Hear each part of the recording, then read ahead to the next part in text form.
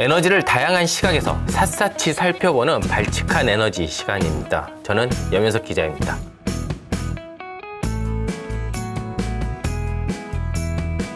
오늘은 원전 마지막 시간입니다. 예고해드린 대로 앞서 2시간은 원전이 왜 주목을 받고 있는지, 그렇다면 글로벌하게 원전은 진짜 어떻게 취급을 받고 각국은 좀 어떤 정책을 하는지 특히 주요국 중심으로 살펴봤는데요. 그러면 우리나라 상황도 좀 살펴봐야 될 거잖아요. 그리고 요즘 원전 이야기 진짜 많이 나옵니다. 특히 원전 시장은 수출 시장에 대한 기대감이 많이 반영되어 있는 것 같습니다. 그리고 우리나라가 이제 탈원전에서 친원전으로 돌아섰으니까 정책적인 수혜감 이런 걸 말들을 하고, 여러 언론들에서도 원전에 대해서 관련된 주식들을 이제 특징주라고 소개를 하면서 그에 대한 기사들도 많이 양산을 하고 있더라고요. 그러면 우리나라가 진짜 원전 수출을 잘 할 수 있을까? 그리고 뭐 수출만 한다고 되는 건 아니잖아요. 그렇다면 우리가 원전을 객관적으로 좋은 수준으로 좋은 조건에서 잘 수출을 할 수 있는가? 우리나라의 경쟁력, 기술 수준 이런 것 좀 알아보려고 합니다. 먼저 원전 시장은 두 가지로 나눠서 보시면 돼요. 내수 시장과 해외 시장, 이렇게 두 개만 보면 돼요. 그런데 국내 산업적인 측면에서 보면 해외 수출도 굉장히 좋은데요. 진짜 중요한 게 내수 시장입니다. 일단 우리나라 원전 기업, 원전 생태계들을 좀 살펴보면요. 우리나라는 원전을 다 자체 기술로 지을 수 있고 건설할 수 있습니다. 그렇기 때문에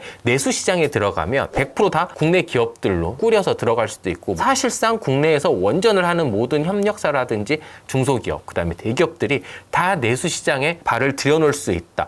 이렇게 보시면 됩니다. 그렇다면 먼저 수출 시장 얘기하기 전에 국내 내수 시장부터 좀 차근차근 좀 살펴볼게요. 일단 지금 현재 짓기로 한 공식적인 건 없습니다. 윤석열 정부 들어오면서 다시 원전으로 회귀하겠다라고 이제 발표는 했는데, 그렇다고 해서 지금 뭐 새로운 원전을 짓겠다, 뭘 어떻게 하겠다 이런 정확한 액션은 나오고 있지 않습니다. 하지만 전 정부부터 이렇게 조금씩 지어오고 있었던 원전들이 있고요. 지금 현재 그래서 건설 중인 원전도 있고, 완공을 앞두고 이제 시험 운전을 하는 원전들도 있고요. 대표적인 게 이제 신고리 5, 6호기, 그 다음에 신한울 1, 2호기 이렇게 되게 있습니다. 차례차례 지금 건설이 다 되고 시험 운전도 하고 정상적으로 운전도 되고, 우리나라의 원전 생태계를 이루는 여러 기업들이 여기에서 수익 활동을 하고 있죠. 근데 문제는 이것들이 곧 다 건설이 끝나요. 그리고 이미 건설이 됐거나 지어지고 있는 4기 같은 경우에는 예전에 했던 걸로 지금 다 먹고 살고 있는 겁니다. 이렇기 때문에 지금 당장 짓는 게 없으니까 해외 수출에 대해서 이렇게 막 목매달고 있는 거거든요. 도대체 체코 원전 수출은 언제 되냐, 사우디 원전 러브콜이 왔다는데 그건 뭐냐, 그 다음에 뭐 이집트도 뭘 했다는데, 폴란드 뭐 이런 게 조금만 나오면 들썩들썩 하는 겁니다. 사실 원전주라는 게 국내에 이렇게 꾸준히 먹을거리가 있으면 해외 수출이라는 게 보통 한 10년, 15년 막 이렇게 오래 걸리는 거거든요. 그렇기 때문에 무슨 소식이 하나 나왔을 때 막 등락이 왔다 갔다 하고 그럴 성질은 아니라고 봅니다. 물론 수출이 확정이 되고 거기에 대해서 사업 규모가 정해지고 다시 돈을 그러면 어떻게 받느냐 뭐 이런 게 나왔을 때 쭉 랠리를 타는 거는 이해가 되는데, 예를 들어 뭐 사우디에서 러브콜이 왔다, 확 오르고 아니래 그러면서 떨어지고 뭐 이 정도는 아닐 거라고 생각하는데, 그만큼 국내에 먹거리가 없으니까 이런 해외 소식에 좀 민감하게 반응을 하고 있다라고 생각을 하거든요. 그렇다면 우리나라에서 지금 가장 지으려고 하는 원전, 그렇다면 국내 생태계를 보존할 수 있는 거는 뭐냐? 신한울 3, 4호기가 있습니다. 신한울 3, 4호기가 과연 언제 착공을 하고 어떤 규모로 언제 이게 시작할 수 있냐, 이게 굉장히 국내 내수를 유지하는 데 중요한 포인트가 될 수 있습니다. 그리고 사실 이렇게 신고리 5, 6호기, 신한울 1, 2호기 이렇게 차례대로 완공이 되면서 그냥 원전 생태계, 원전 기업들만 놓고 보면요, 이것들이 다 지어질 때쯤 신한울 3, 4호기도 착공이 된다라는 소식이 들리면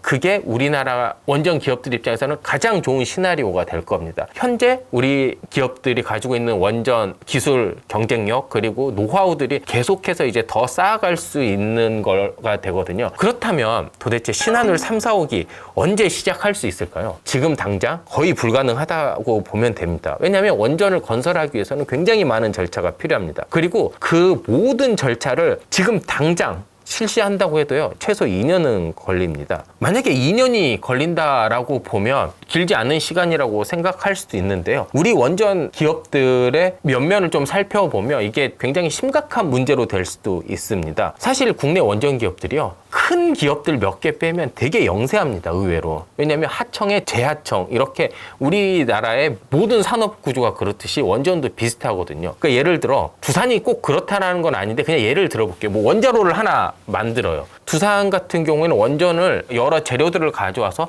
설계대도로 이렇게 조립을 하는 걸 이제 두산에서 만든 거고요. 그렇다면 거기에 들어가는 여러 가지 부품들이 있을 거 아니에요. 그거 다 하청업체들이 만드는 겁니다. 물론 중요 부품은 두산에서 직접 제작을 하겠지만요. 그렇다면 무슨 일이 있을 수 있냐면요. 예를 들어 2년 뒤에 얘네들이 착공을 한다고 보시죠. 그리고 한 4월 달인가 그 유출된 인수위 자료를 보면 신한울 3, 4호기는 빨라야 2025년 상반기에 시작을 할 수 있다라고 얘기를 합니다. 예를 들어 환경영향평가라든지 뭐 다시 지역주민 동의 뭐 이것저것 모든 행정적 절차를 정당하게 밟는다고 하는 과정에서 2025년 상반기라고 하는데 그럼 한 2, 3년 정도가 비잖아요. 그럼 두산은 버틸 수 있어요. 대기업이잖아요. 한정 기술 버틸 수 있어요. 그리고 뭐 여러 펌프 만드는 회사 규모가 큰 회사들은 버팁니다. 그래서 예를 들어 3년 후에 신한울 3, 4호기 한다. 그래서 딱 들어왔어요. 주요 기기들도 들어오고 원자로 조립하는 기술진들도 들어오고 했는데 나사가 없어서 조립 못할 수도 있어요. 이게 사실 되게 웃긴 얘기일 수도 있는데 우리 이거 한번 겪어봤어요. 코로나 때. 코로나 처음 2020년 때 어떻게 됐습니까? 자동차가 나오지가 않았어요. 왜 못 만들었냐면 반도체? 그때는 반도체 이슈가 아직 터지기 전입니다. 중국이 닫혔잖아요. 중국에서 생산되는 볼트가 없어가지고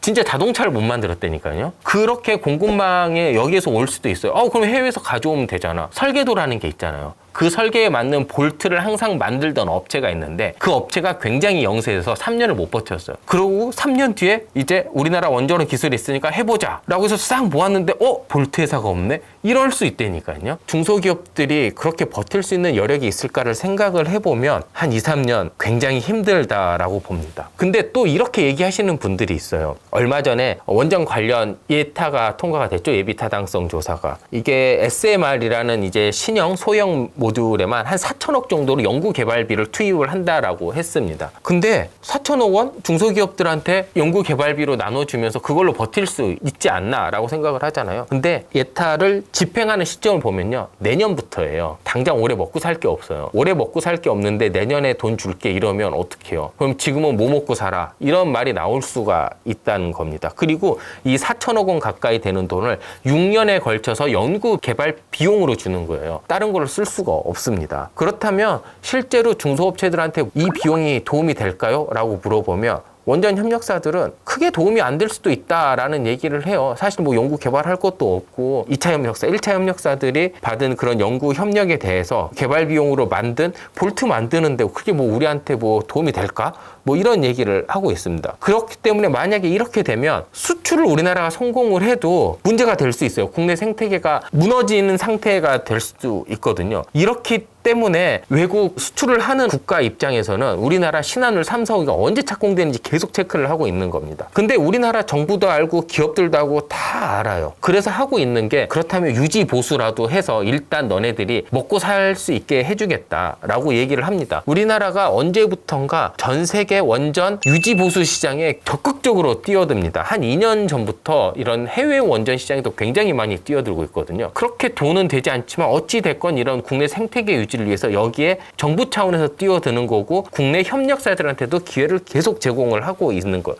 근데 이게 협력사들 입장에서는 충분하지 않아요. 일단 수출이라는 걸 하려면 입찰이 들어가야 되는 거고요. 그렇다면 가격 경쟁력이 그렇게 크지도 않고 대규모 수출을 하기 위해서는 대규모 수주를 해야 되는데 결국 1, 2차 정도까지 몰라도 3차, 4차 이렇게 내려가다 보면 결국 규모가 작을수록 이런 수출 시장에서도 힘들고 내수 시장에서도 더 힘들게 되는 거예요. 이게 문제가 뭐냐면 우리나라 원전 산업이 돌아가는 구조가 굉장히 비합리적이어서 그래요. 원전 시장들은 신규 원전이 하나 생기면 돈을 대규모로 받아요. 근데 지금 신규 원전 건설이 계속 없었잖아요. 그렇기 때문에 이미 그때 받았던 자금이 거의 다 바닥을 드러낸 상태에서 앞으로 1년을 더 버티고 앞으로 2년을 버티고 이런 게 힘들다라는 거예요. 그렇기 때문에 빨리 신한울 3, 4호기 착공을 해야 된다라고 얘기를 하고 있어요. 근데 이게 만만치가 않습니다. 원전이라는 게 안전이 가장 중요한 품목 중에 하나잖아요. 그렇기 때문에 이 안전성 때문에 절차적인 정당성을 확보하는 게 굉장히 힘들어요. 그래서 현재 제시되고 있는 방안이 두 가지가 있습니다. 먼저 선 착공 후 승인입니다.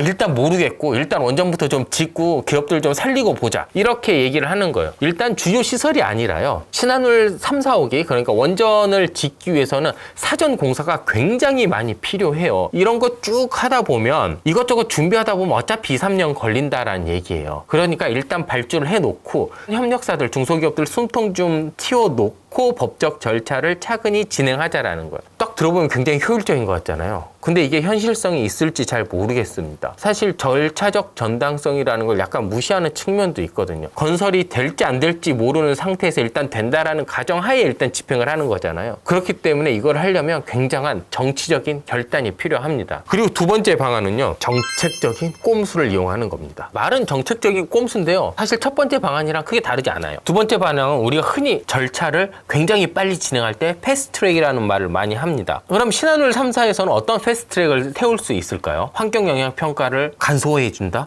그리고 다른 절차들을 간소화해준다? 그래도 굉장히 오래 걸립니다. 그렇기 때문에 일각에서는 예전에 신한울 3, 4호기가 어차피 모든 이런 절차를 다 마친 상태에서 승인이 난 건데 전 정부에서 이거를 안 하기로 한 거였다. 그러니까 예전에 다 받아놓은 절차고 다 승인된 절차니까 이 절차를 기반으로 해서 정말 필요한 것만 간략하게 좀 하자. 이렇게 좀 가자는 거예요. 그러면 올 연말이라도 시작할 수 있다라는 거예요. 근데 문제가 하나 있습니다. 예전에 받아놨던 환경영향평가라는 게 너무 근거 자료가 시간이 너무 많이 지났어요. 그렇기 때문에 진짜 정책적으로 꼼수밖에 되지 않는 거예요. 그러면 이게 정책적으로 꼼수를 부리려면요. 이 역시도 정치적인 결단이 필요합니다. 누가 책임을 져준다라는 뭐 명문화 정도까지 되지 않으면 되게 하기 힘든 겁니다. 그러면 신한울 3, 4호기는 진짜 그 인수위에서 유출됐던 자료처럼 2025년 상반기나 돼야 시작을 할 수 있을까요? 그러면 너무 늦은 건 아닐까요? 뭐 이런 얘기들을 하시는데 일단은 뭐 정부는 정부 나름대로 최선의 방법을 찾고 있다라고 얘기를 하고 정치권에서는 별다른 얘기는 나오지 않고 있는 상황입니다. 정치권에서 나오려면 정치적인 결단이 선행이 돼야 돼요. 근데 아무도 지금 고양이 목에 방울을 걸려는 시도를 하려고 하지는 않고 있어요. 그러니까 당연히 정치권에서는 얘기는 안 나오는 거고 그리고 공무원적인 입장에서는 절차적인 정당성을 무시할 수 없기 때문에 일단 가장 빠른 방법은 찾고 있는 건데 마땅한 방법이 없는 거고요. 국내 상황은 일단 이렇습니다. 원전이 그렇게 바로 친원전으로 간다고 해서 막 좋은 상황만은 아니에요, 사실.